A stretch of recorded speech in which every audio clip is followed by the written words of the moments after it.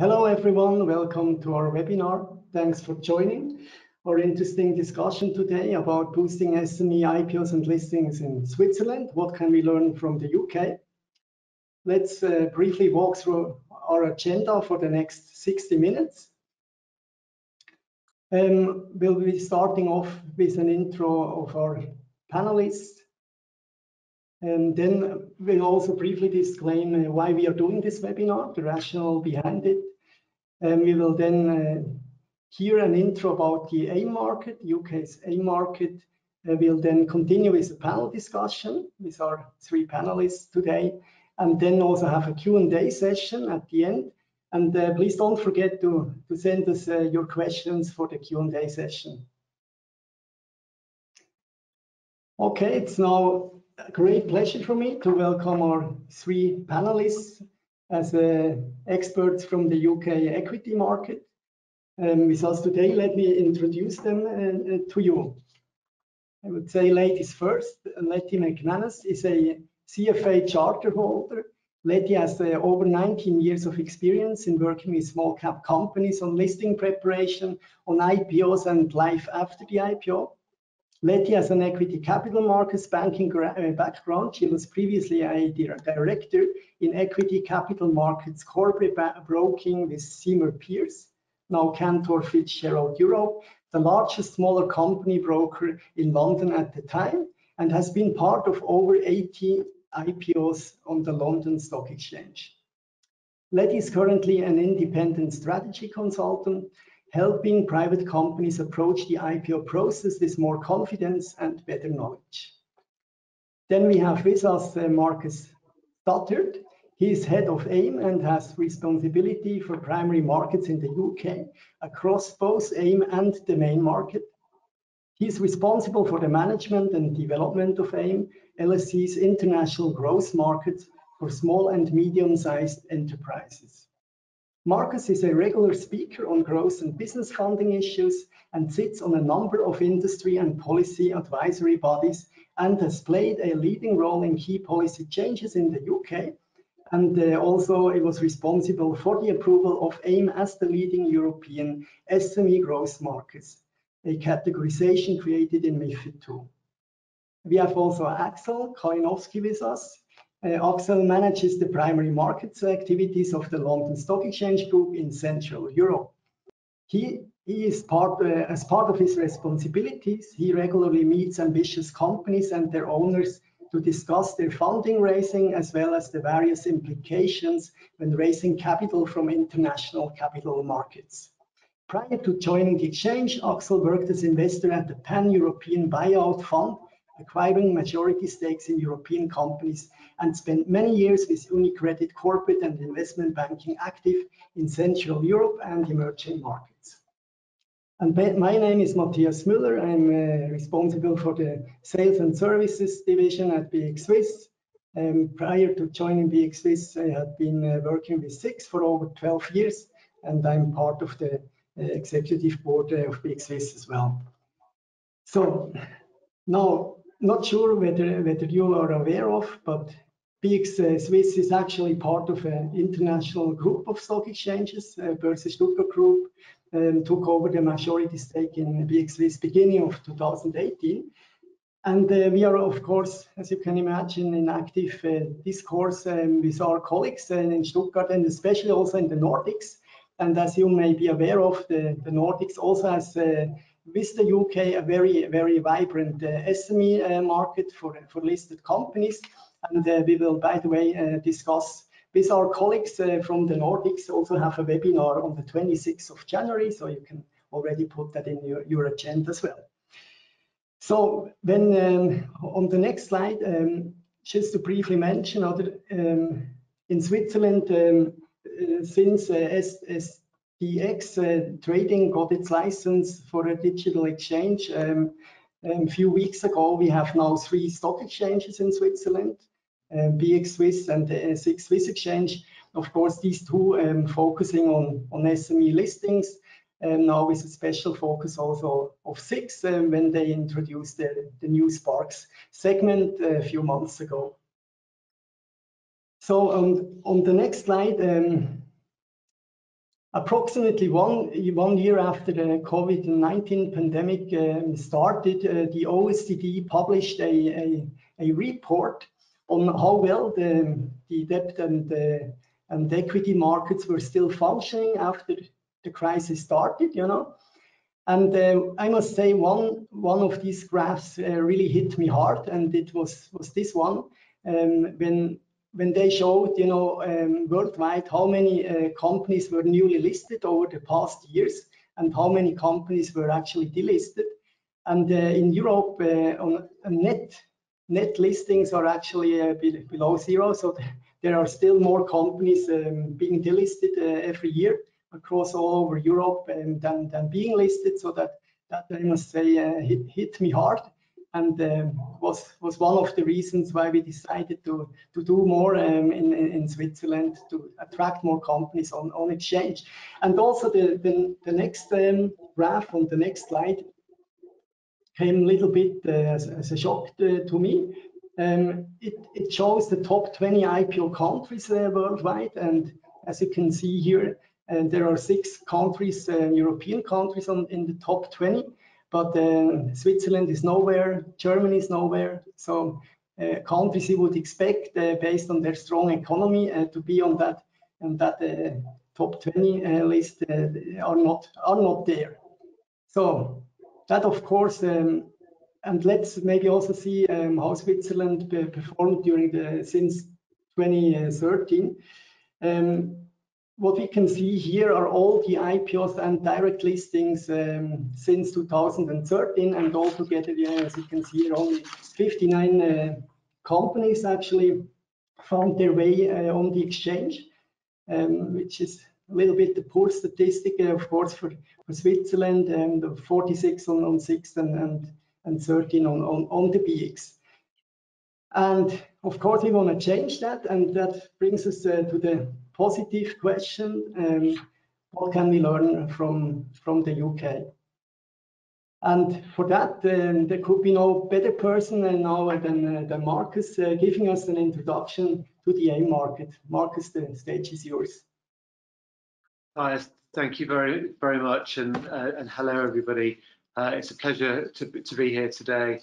And you know, we spend a lot of time focusing on exactly the challenge that you've set out today in terms of trying to ensure that we increase the number of companies that think about the public markets to fund their future growth. We see our markets very much in the broader context of the wider funding environment. What's very clear to me is that all stages of funding work better if there are active capital markets at the top or the right of that funding escalator. And we are very heavily dependent on the early stages of the financing escalator or continuum also working. So a big part of our role actually is talking to private business and investors that support private businesses to make sure that companies are getting early access to seed capital, to venture capital, and that they're able to grow to the point that a public listing makes sense for them. One of the things that has been clear to London Stock Exchange over the years is that companies of different sizes and potentially different, therefore liquidities, need different markets. So we operate a range of markets. We operate AIM, our growth market, which we will focus on today, but also operate our main market, which is regulated by the UK FCA. And it's important that we have the flow both from private to AIM, but also between our markets, that we can genuinely support companies and their investors. And throughout that funding journey, I think it's very important that there aren't, if you like, cliff edges between regulation or disclosure requirements, that the whole funding ladder is as seamless as possible. So we support companies from being private right the way through to the public markets. And those little depictions of reports on this slide show one of the things that we do to highlight largely private businesses and to create a sense of aspiration and to get those companies thinking about their future funding journey. So it's a report that we call 1,000 Companies to Inspire Britain or Europe, or we have an African version. If we move to the next slide. Clearly, companies have access to a broad range of different funding options, and private capital, venture capital, private equity is very valuable for businesses. But I think, in addition to capital, what we often see is that companies choose to come to public markets, whether that's AIM, whether it's the main market, whether it's a market in Switzerland, for a broader range of reasons other than just accessing capital. We often hear from businesses that by being public, they actually really benefit from an increased profile and visibility. They often have a greater credibility once they're public, which makes it easier for them to secure contracts or win deals. It makes it easier for them to employ and retain high quality employees, and it creates a real sense of employee engagement. So we think that actually having an IPO as a funding option is really important to support the growth of businesses and to really accelerate their ability to scale. In order, though, to access the public markets, it's important that there's a broad set of institutional and retail investors for those companies to be able to access. It's important that there's a market for their shares, because that market means that they have liquidity once they've IPO'd. Now that market and having that regular liquidity also enables public companies to be able to use those shares to acquire other businesses through M&A and explore a much broader set of funding options. We also find, for example, that often the public companies get access to bank finance and debt finance on better terms because they're public. So it's really important, I think, that we operate a very, very dynamic listed capital markets environment. And in order to do that, from an AIM perspective, we have found that having very tailored listing requirements that are specific to growing companies really helps those businesses to feel that the market is created for them and supports their specific needs. It's also very important that companies don't just have access to the stock exchange, but they have access to a whole support network. So on AIM, we have this concept of nominated advisors, who are essentially the company's trusted advisor that they outsource quite a lot of the IPO process to, but once they have IPO'd, they're then their trusted advisor to give them corporate finance advice and ongoing support.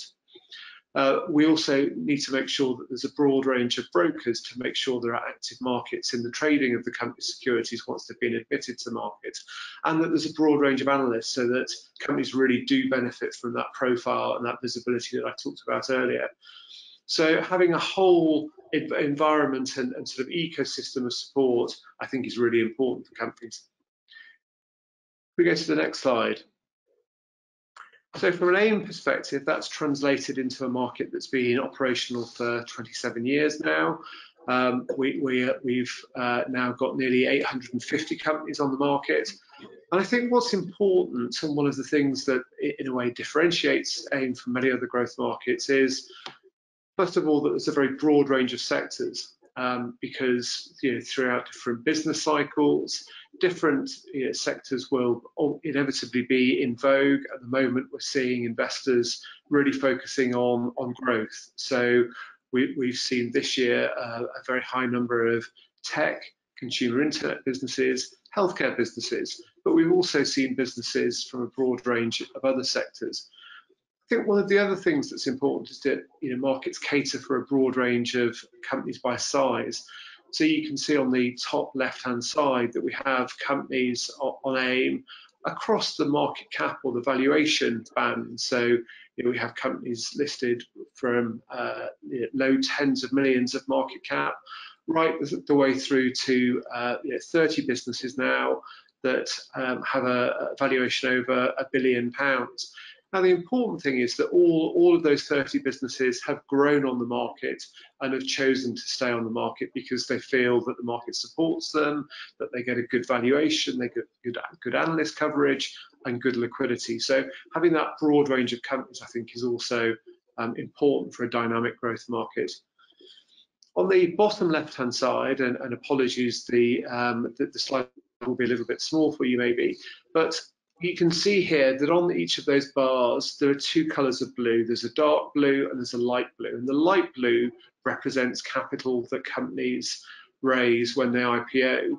But I think in many ways, more importantly, the dark blue, so the further capital that companies raise once they're on market, really demonstrates that markets like AIM and the capital markets generally should be able to support a company throughout its time on market and throughout its growth journey. So this year we've had over 50 IPOs onto AIM that have raised approximately £2 billion. But in addition to that, we've also had a further £5 billion raised by companies through further issues. If we move on to the next slide, one of the reasons for that long-term capital raising is that we have a very broad range of investors. And I think with any market, it's important to have that range of investors, from individuals who often contribute to daily liquidity, through to domestic investors that often will be the cornerstone investors for companies because they understand the business, they're close to the business. But also, I think one of the things that's made AIM successful over the years is the very broad range of international investors that support the market, including some of the world's biggest names, the BlackRocks, the Fidelities of this world. I think finally, if we look at that box that's entitled VCT or EIS or wealth management, one of the things that I think we've done quite successfully in the UK is there are a broad range of tax incentives that support the investment into smaller companies, both private and those that are admitted to AIM. So that enables companies to transition more easily from private to public, and it means that some of these tax incentivized investors, so VCT, for example, stands for Venture Capital Trusts, and these are investors where high net worth individuals will get a tax incentive for investing. So their downside, if there are losses, is limited, but their capital gains are protected. And so having those types of specialist investors, I think, really helps with the overall makeup of the market. We move on to the next slide. So just quickly, one of the things that many companies will think about when they're considering joining a public market is the level of daily trading or the level of liquidity that they can achieve once they're on the market, because the greater the liquidity, that's often a sign that there's greater investor interest. Investors, if there are good levels of liquidity, will often be prepared to invest at a lower discount, and so greater liquidity reduces a company's cost of capital. And the point here is that the liquidity on AIM now for smaller companies is greater than on our main market, but it's equivalent really right the way up to sort of £1 billion for some of those larger companies. So creating a market where there are good levels of liquidity is very important. If we move on to the next slide. So just quickly, if we look at AIM compared to other European growth markets, so this year, so far, we've had about 52% of all of the capital that's been raised across European growth markets has been raised on AIM. And that's been through a mix of, as I was saying earlier, IPOs and further issuance. But also, whilst on the right-hand side of this slide, you can see some of the larger companies that have come to AIM. So there are companies named there such as Revolution Beauty, Victoria Plumbing, both of which are very much consumer internet businesses, as well as Big Technologies, which is a software business that provides software to big organisations like government. There's been a very broad range, but equally we've seen this year some smaller companies with sub £20 million market capitalizations come to the market. So it's been a good year. We're seeing IPO trends very strongly in London and across Europe. And Matthias, to your point, actually for the first time in a number of years, we've seen net new admissions to the market. So I think we're in a good position, but we've still got a lot of work to do to continue with that trend. So that was the sort of the formal bit of the presentation, just to hopefully give you a bit of context and to sort of launch, if you like, some sort of key themes around liquidity, capital raising, some of the reasons why companies come to a public market rather than pursue private finance. So I think now, do we move over to the panel session? Yes, let's do so. So Markus, the first question goes to you. What is a typical AIM investor, and did it change over time? Yeah, so one of the key points about AIM is that it has a very strong set and a very strong core of institutional investors. So from some of the large pension funds and some of the global funds that I mentioned earlier, through to some of the smaller, more dedicated micro-cap and sort of tax incentivized investors. So most of the investors, I would say, over 70% are institutional investors that will invest for the long term, but also, we've got very high levels of individual investors, whether they're retail investors, whether they're employees or smaller investors that are connected to the business. And I think it's very important to have that mix of investors. One of the things that's changed over time is that AIM started off very much as a more of a retail-driven market. And I think one of the reasons for that, when it was first launched, was maybe some of the institutions didn't feel quite as confident with the regulation that they now do, or the quality of businesses that we now see. But over time, that confidence has increased, so it's become a lot more institutionally focused. Okay, I see. But also, when you look at the rather smaller companies on AIM, would you see that the ratio of retail investor flow is rather higher than with the larger caps? Yeah, I think as a generalization, that is right. I think at the smaller end of the market, you often find retail investors, or it might be that some of those smaller companies have had previous rounds of finance from angel investors, or they've got a broad range of connected investors, such as employees and pure retail investors. I think also, though, some of in the UK, some of those more tax incentivized investors, like the venture capital trusts, play a very important role. And to my mind, they're important because sometimes they cornerstone, if you like, or become an important component of the shareholder register of some of the smaller companies, which then often gives confidence to some of the larger institutions to also invest, because those larger institutions know that the likes of the venture capital trusts have done their due diligence on the business and have looked at the corporate governance and the management team. So it then enables those businesses to go from small to then attract some of the larger investors. Okay. Yeah, I see. It's like a natural evolution of a company growing on AIM. And Leti, you have been active as an advisor for many years. Can you talk a little bit about your role and about the support elements that are put in place in the UK to make investors feel comfortable? Sure. If I could have this first slide, please. As Matthias mentioned in the beginning, I've been involved with the London Stock Exchange since 2006. And I used to work as a corporate broker for what was the largest AIM broker at the time.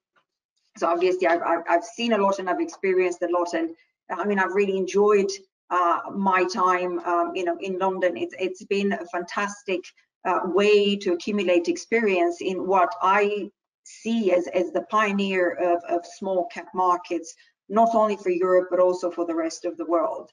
So what I would like to do is just go a little bit into the more granular elements of what an AIM listing means, and to look at some of the key compulsory elements that a company needs to adopt pre and post IPO.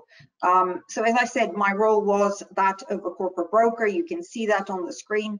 The nominated advisor is, I would say, the handholder to the company on one side, in terms of regulatory issues. So the nominated advisor, obviously approved by the London Stock Exchange, and they advise and guide the companies on the responsibilities of what it means to be listed on the exchange. They are the ones doing the due diligence. They are the ones assessing the fit of the company with the listing rules. And then, as a complement to the nominated advisor, there comes a broking function, which is the function related, obviously, to the market and to the market advice. So while the nominated advisor gives the regulatory advice, the broker gives the market-related advice. So the brokers are obviously preparing, in a pre-IPO context, while the nomad assesses the fit of the company regulatory-wise, the broker prepares the company for the interaction with investors, and also the brokers are the ones, obviously doing the fundraising. And what I would also like to point out at the pre-IPO level is the fact that there is this role of reporting accountant, which is specific to London. It's a role which is obviously fulfilled by an accounting firm, but they are basically carrying out the required due diligence on the financial position of the company, and on the processes and procedures, and reports these findings to the nominated advisor. So this is an extra regulatory check, which is, in a way, good for the company. At least you know that you've done and all your house is in order. But also the nomad, the broker, and the reporting accountant are elements that give investors confidence that the company has been properly looked at. Now, obviously, post-listing, you also have these support elements. The nominated advisor, usually the one that has prepared the company for the IPO, stays on and continues to offer supervision plus regulatory advice. The broker's role is widening in the sense that obviously now the company is listed, so the corporate broker is at the interface between the company and the investors. The corporate broker makes sure that the company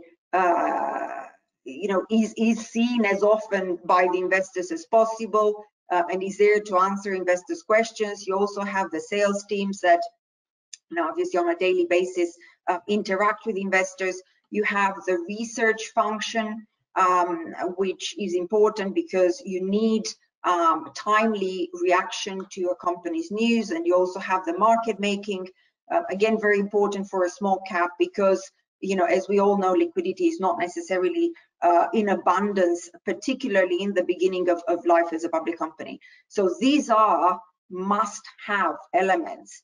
You can't be listed without these elements, and I think this is something that obviously could be eventually implemented in Switzerland in one way or another, but these are elements that help a lot the companies and the investors. Now, if we could move on to the next slide.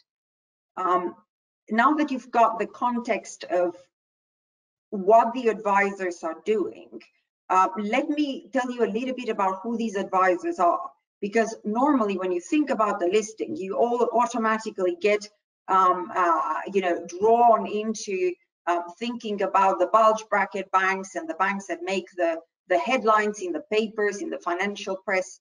Well, actually, that's not the case. So I have put on the screen the names of AIM nominated advisors and brokers that are, some of them have 100 plus corporate clients. So these are sizable organizations. But the difference between them and the bulge bracket banks is that these organizations are purely specialized in working with small caps. They have the right investor reach, they have the right analyst coverage, they have the right understanding of what these companies are like.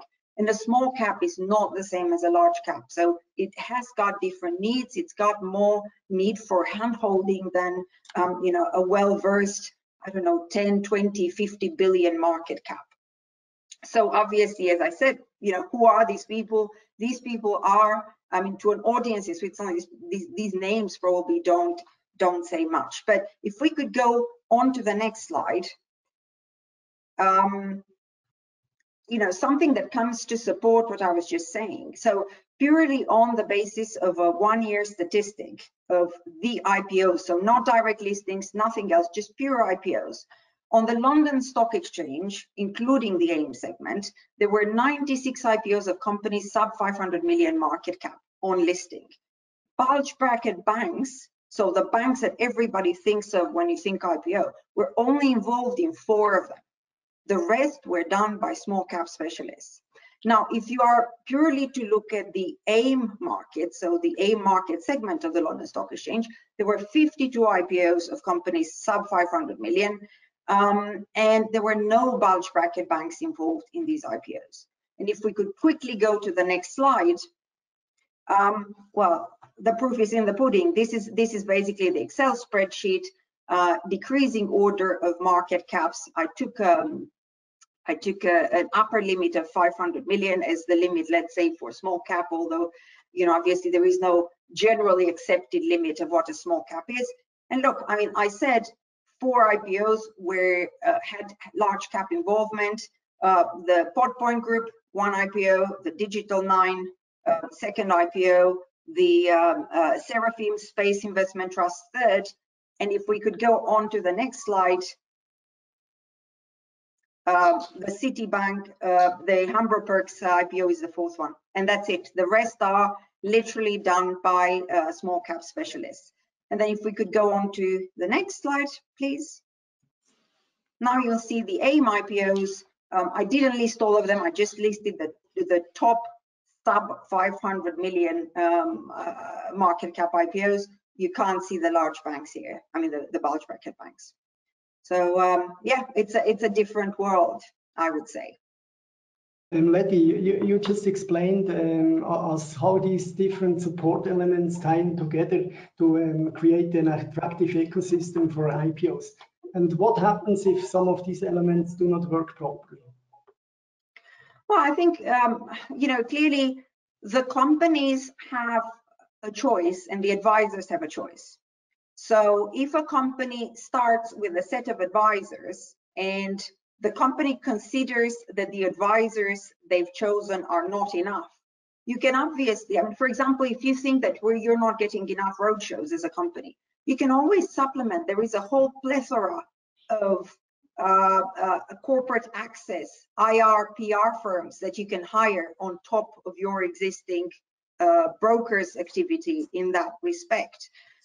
You can obviously hire, if you feel that you need more research, there is again a whole plethora of independent research houses that you know, you can hire to top up your research coverage and research reach. So you can top up, you as a company can change. So for example, if you no longer like, for whatever reason, the services of your nominated advisor or broker, you can find a replacement, or you can add, you know, an extra broker to the mix.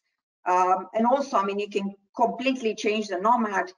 Worth bearing in mind that you cannot be listed without a nomad. So you need to find a replacement before you actually announce the existing nomad that they will no longer act for you, because otherwise the shares would be suspended. And then also from the advisor's point of view, if things don't work and an advisor no longer feels that they can, you know, act as a trusted advisor to the company for various reasons, they themselves notify the company and give the company enough time to look for somebody else to service them. Anything you would like to add, Markus or Axel, at that point?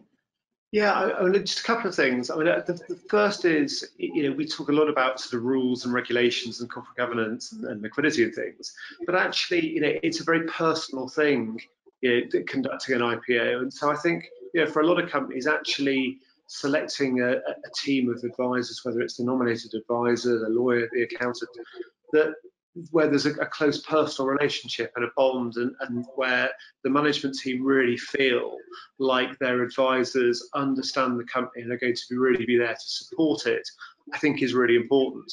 But then I think also, as a company grows and develops, we often see that they will change nominated advisors and brokers as they grow, because it may well be that one firm actually has a broader reach with a wider set of institutions, or a particular broker for some companies might be chosen because they can also help to distribute the shares into international markets like the US or in Europe. So I think picking the right advisors is really important. Yeah, and I would just add that sort of different advisors have different areas of focus. So the advisor space, it's almost like a marketplace in itself. So some advisors focus on small cap, some focus on mid cap, some focus on sort of high growth, some focus on sort of more specific sectors. So there's genuine diversity in the advisory community. So it makes it quite interesting from a company perspective to actually go and meet, because the conversation will be different with each advisor that you meet, and thus the fit will be quite different. But from our point of view, I think it's very important to have this kind of diversity. And I think one point to remember is also that as the company grows, as Markus and Axel have mentioned, as the company grows, you naturally add more angles to the story and to the advisory elements that surround the company. So that on one side, those advisors become relevant to the company, and on the other side, the company becomes interesting for more categories of advisors. Mm-hmm. Thank you. So I would say it's time for our first audience poll. You have to get active in the audience as well. We'll provide you like with 20-30 seconds to answer the following question. What are the two most important reasons why there are not more IPOs of small caps in Switzerland at the time when IPOs are booming?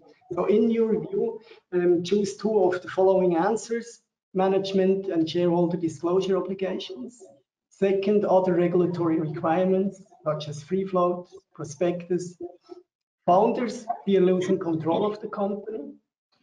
Fourth, institutional investors reluctant to invest in small caps. Or number 5, costs for the company, so initially and ongoing. So in your view, what are the two most important reasons why there are not more IPOs in Switzerland in the past? We'll give you another 10 seconds to make your choice, and then we'll see the results on screen.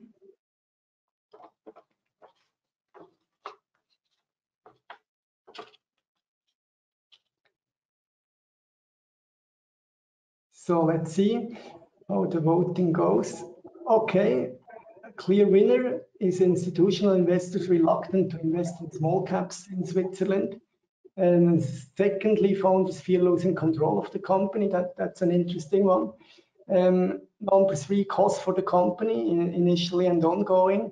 Fourth is other regulatory requirements. And only as a fifth is management and shareholder disclosure obligations. So looking at the results of this poll, Leti, Axel, and Markus, does this come by surprise, or did you think of another ranking? Well, I'm based in Switzerland, so I tend to agree with the number 1, ranked element.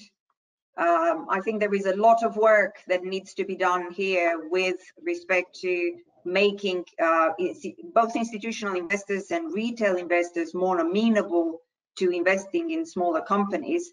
I've always been puzzled since I came here that people are really willing and interested and enthusiastic in investing in startups where you don't know. I mean, you don't know when a liquidity event is going to be possible, and you don't know as a shareholder when you're going to have liquidity. So it puzzles me that people are willing to invest in that, but are not as willing to invest in a small cap that's well researched, well supervised, and where you have the option to exit if you want to, or to buy more if you want to, at your leisure, and not have to wait for the next round of funding. So I wasn't surprised to see the fear of losing control in second place. I think I might even have expected to have seen that in first place. And I think that's something that we often hear from companies.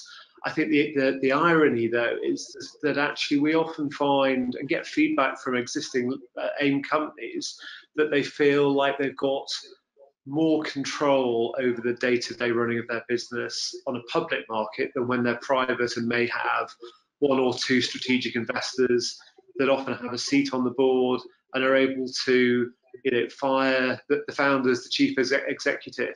Whereas in the public markets, if the company delivers on its promises, actually the institutions and retail are more likely to sort of be slightly more hands-off. Yeah, and one point also to add on the investor sort of perspective, what's interesting to note is that from an investor perspective, we would have outperformed by investing in AIM-sized companies in AIM IPOs compared to main market IPOs in London. And I think that this is true for the last couple of years. So basically, AIM IPOs have been outperforming main markets IPOs for the last few years. I see. So there's money to be made from an investor perspective. Yeah. But I think one comment from me on the investor side, clearly you've seen in what Markus showed in the beginning, the British investors in small caps are incentivized. They're the VCG and EIS schemes. Here, there is nothing like that. So I think, there is clearly, if you are to look at a comparison between London and or the UK and Switzerland, there is a clear incentive for this for investors, for institutions to get involved in small caps, which obviously we're not seeing here, or at least we're not seeing here yet. Mm-hmm. And so Markus and Axel, apart from that fantasy fear of losing control, what do you consider the biggest obstacles for not more companies choosing the way to be listed on a stock exchange? Axel, do you want to start? Yes. So as Austrian myself, so as a continental European myself, so I'm very familiar with Switzerland, and I love Switzerland, by the way. I think the big issue that we have across Europe, and particularly Central Europe, is first of all sort of somewhat a misunderstanding of sort of equity culture in a way. So I see this as the #1 obstacle. So when you look at markets like the US or like the UK, for instance, you have quite a different sort of understanding and aspiration around equity culture. So capital markets comes quite naturally, and when you meet entrepreneurs in the US or in the UK, they almost aspire when they've started business, they aspire to bring that business to a capital market, because for them that's like the pinnacle. That's when they've made it, basically, when they manage to do it. I find in Europe, and the same is true in Austria, it's almost the opposite. So there's almost a reluctance to go public because of some of the issues that we touched on, fear of loss of control, regulatory requirements, etc. So you have a much bigger focus on the hurdles, if you want, rather than sort of on the goals and sort of the benefit that it brings you. But there's no difference in terms of quality of the company. So the companies are competing on a global level. They're very high quality, very international, very professionally run. So I think the only the gap that I see is a misunderstanding and sort of in what ways capital markets can really help a business compete on a global level, because essentially your competition is global nowadays. It's not just local. So I think that we have a lot more to do sort of in terms of helping companies understand them. And that goes hand in hand with media, because often you have a company list, and sometimes, let's say, you know, the share price goes down. That can happen in the beginning. And then you have everyone jumping on the company. And, you know, the press coverage is not always very positive. Versus I think we should celebrate successes, like bringing a company to the market is a very incredible achievement. It's an incredible milestone, not just for the management and for the company, but for the entire ecosystem. So I think if there was more focus on success, success breeds success. So you have some people, if entrepreneurs see their peers succeed, they will also see what's possible. So for me, that's a big gap. Yeah, I think that final point is absolutely key. Yeah, success does breed success, and once you start to get positive case studies, then that often generates more interest, and we see that both from a sort of a jurisdictional basis. So if companies come from one region or one country, then you often find more companies come and follow in the footsteps. The same from different sectors. You know, if you have 2 or 3 successful IPOs from a sector, then investors get more interested, the analyst coverage increases, the flow of companies increases. So it's all about creating positive momentum on the back of positive case studies. Mm-hmm. Very well, yeah. Let's celebrate successes and hope we'll have good reasons in the future to celebrate those. When it comes to the cost factor of an IPO, how have costs changed over time, and how important are costs for a company? So if I start with that, I mean, the first thing I would say is, well, to directly answer your question, unfortunately, I think costs probably have increased over time. But I think the costs of undertaking private financing rounds have probably increased as investors want to do more due diligence. But I think more specifically, I think we often come across companies that think just about the IPO costs, but we would always encourage companies to think about the longer term benefits and the longer term cost of accessing further capital. So, in my remarks earlier, I focused a lot on the long-term access to finance that a market like AIM provides, and the very high levels of further issuance, particularly in years like last year during the heights of the pandemic. And companies were able to come back to AIM and often raise capital at 2.5–3% within a matter of weeks. So I think companies shouldn't just think about the IPO costs in isolation, but they should think about the long-term benefits and the long-term costs of access to capital, which tend to be a lot lower in the public markets than elsewhere. Yeah, exactly. Just on the last point, so for instance, to go public in the US, like advisors usually, like a corporate broker will charge you double the fees to what it is in Europe. So from that point of view, there's already sort of a cost advantage. And the other point I would sort of mention, even I come sort of from the private markets perspective, where I was an investor, sort of in terms of M&A fees, in terms of buyout fees, etc., that are involved in transactions like that. And IPO is pretty much on the same level. So you pay some percentage points on the value of the company. So there is no value arbitrage there. So it might, from a personal perspective, if you put it into context, an IPO costs you, if you take all costs in, between 1 or 2% of market value of a business. It's a one-day fluctuation on once the company is listed. So if you prepare the company well, if you have the right advisors appointed, you list. It's not uncommon that a company goes up 2% on the first day, sometimes 5%, sometimes 20%. I mean, it's incredible. So you can cover basically, if you look at the positives of the IPO and you prepare the IPO well and you prepare the equity story well, then basically you have your costs covered on the first day of trading, essentially. So that's why, yeah, I'm sometimes surprised how big of an issue sort of costs are.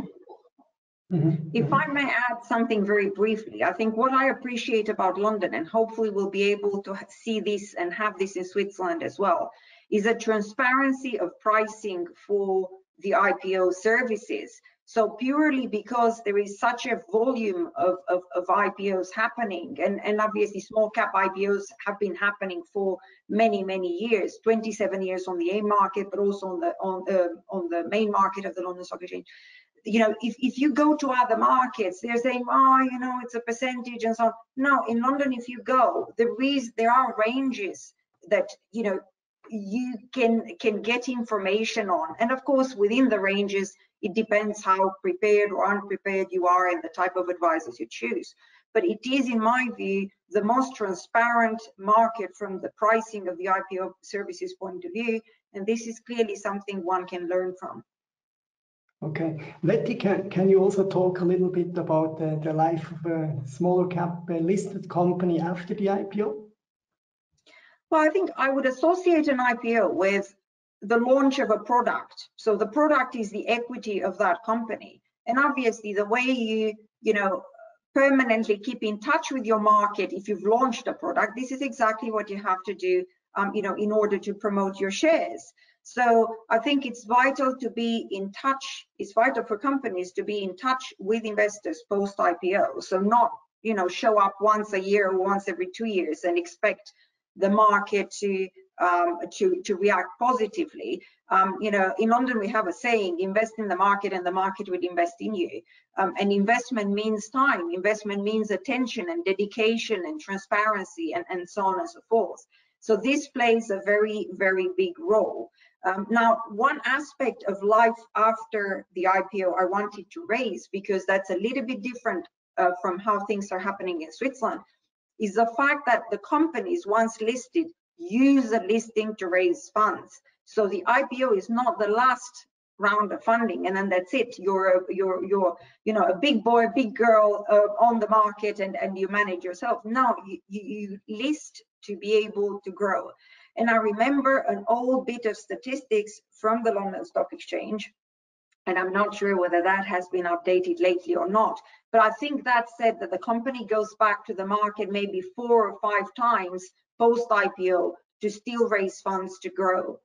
So that was the average number. This is completely different from what has been happening in Switzerland, and I think that's the whole point in listing a small cap, to access a wide network of investors and to use the funds to grow. And to that point, an IPO shouldn't be seen as an exit for founder shareholders. You know, that can be part of the motivation, but the core reason should be that it becomes the platform for future growth. Mm-hmm. So I would say it's time for our second audience poll. So again, answer quickly the following question. When do you think a company founder should actually start thinking about an IPO? First, when the company is incorporated, B, after Series B, third, after Series C, fourth, when the company reaches a certain level of sales, or lastly, when the company starts being profitable. So in your view, when do you think a company founder should start thinking about an IPO?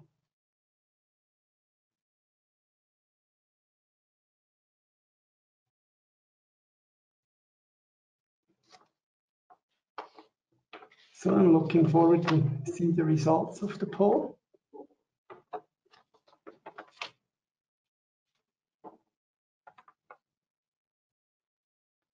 Now let's see, we have a clear winner when the company reaches a certain level of sales.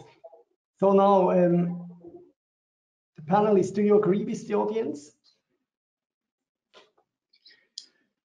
So my own view is that actually it should be around the Series B round. That might be too early to IPO, but that's the point at which founders should be thinking about the future and thinking about making sure that the capital that it raises at Series B and Series C, it could lead to the IPO as an option. I think one of the things that we've seen many times over the years is that sometimes if a founder doesn't think about the possibility of an IPO early on, sometimes the cap table becomes unnecessarily complicated with lots of different classes of shares. Whereas if the founder had thought about the ultimate goal of an IPO earlier on, then it would have possibly kept the cap table a bit more simple, and it would have tried to attract investors that could kind of cross over and follow the company all the way through to an IPO and beyond. I would just add, first of all, I fully get why sort of people would sort of look at sales first, obviously, because you're looking at sort of level of maturity of the business, etc. So that's very understandable. But also to Markus's point, I would actually go one step further, and that's based on someone I met, a serial entrepreneur I met, an Irish serial entrepreneur. So he had over his life, I think, IPO'd like 3 or 4 companies. And he basically told me that when he starts a business, from day one, from the day it's basically incorporated, he thinks of it to put it in such shape that it would be later IPOable.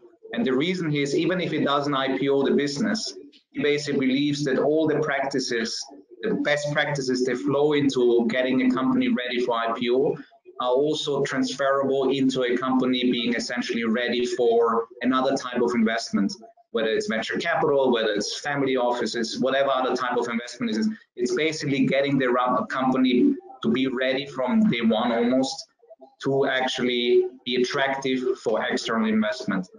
That's how he thought of it. And basically, he told me that whenever he starts a business, that he thinks of the IPO and having sensible structure within the company so it's actually IPOable, and that has helped him grow the business and fund the business in early stages. Even though the IPO might be 5 years or 10 years away, but that's how he thinks about his business. Okay. Quite an interesting insight. Yeah. Thank you. Yeah, being time conscious, I realize our 1 hour is already over, or almost over. I would like to pick up one very interesting question from the audience. And the question is, equity funding and SME listings is quite a popular trend right now. What are your thoughts about debt funding and SME bond listings at the exchanges, thus giving the SMEs access to the debt capital? So, I think it's important that companies have access to the broadest range of different capital. I think having a mix, though, is really important. And as I alluded to earlier, we often find that companies that have equity listings are able to raise debt on better terms. I think for very small companies, though, quite often just having a debt listing and using a bond rather than equity can be quite costly, because just by the nature of being small, the debt often gets rated, with a very low rating.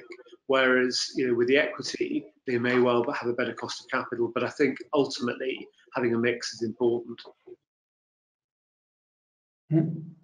Maybe as your last statement for the last 30 seconds, one final question to you as the panelists. So what do you think Switzerland could and should implement now when it's starting to create an ecosystem for small caps? What do you think is the most important factor, the lesson learned for us?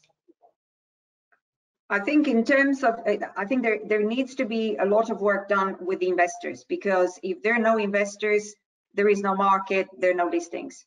So there is a huge need for investor education, making investors more comfortable in terms of investing in small caps, and also hopefully and ideally the introduction of some investor incentives to direct some of the funds that are going elsewhere now towards the investment in listed in listed smaller companies, in small caps.